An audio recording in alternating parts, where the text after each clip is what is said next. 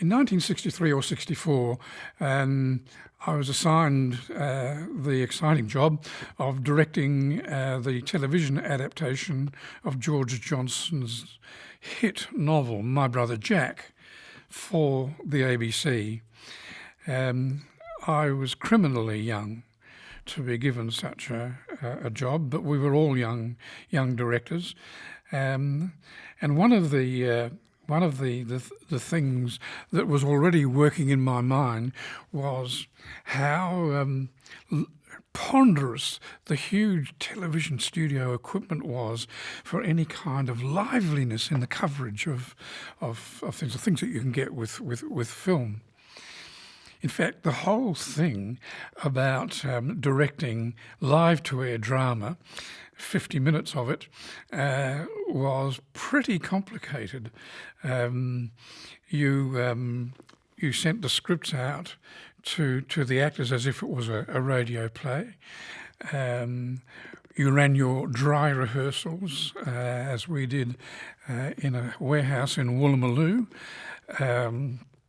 in which the floor, you having designed the set, the floor manager would lay out the map of it on the floor only, so that you could get an idea of it, and the actors could have an idea of the space. I always brought major props in for the actors to handle right from the beginning. In later rehearsals, you brought in basic furniture and so forth, and you had a shot list. I made a shot list of every single shot of that 30 minutes, every single shot. So there might be 150 shots in it. Took that to rehearsal, saw everyone with my mind's eye or with what was called a Brett's box, a lens box, walked around as the actors were acting, worked on the performance, said, no, 5-inch lens on that, I don't want the background to be in focus, and so forth. The script assistant would alter it. Next rehearsal, the following day, the actors would run through the scenes. You would alter each lens, the actual lens you were going to use, and the position on the floor. Work with the actors a little bit more, work with the sound director where the boom was going to be. Coming into the studio for 2 days, a day of rehearsal and a day to do final camera rehearsals, every key person had to have the script with the key markings.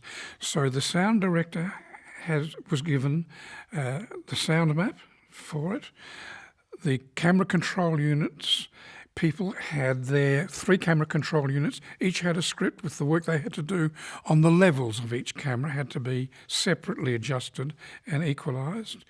The sound boom operator had to have it, the sound assistant, the floor manager, the assistant floor manager, the props master, the standby props person, the script assistant, the vision mixer.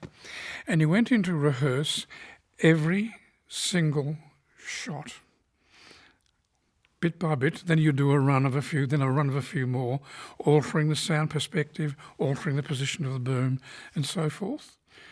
And so it could be said that when you went to air, finally, if there were 150 shots in the show, then 150 separate shots had been conceived, rehearsed, camera rehearsed by 35 different people who had to coordinate exactly in the flick of a switch to get it right 150 times.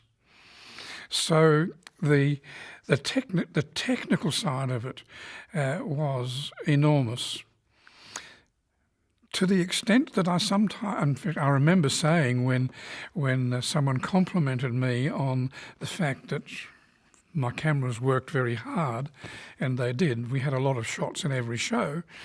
I remember saying that in one sense there were 2 theatres in live television. One was on the studio floor and the other was in the control room, because the control room was full of instructions, embraced with the script assistant readying the next camera to be shown, the script assistant reminding the cameraman he was on a 2-inch lens, not a 5-inch lens, readying sound. We had film which had to be played in from a remote room, telecine far on the far side, which had to be contacted by telephone.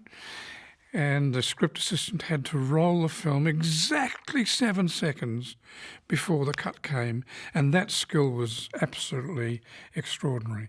We very rarely got it wrong,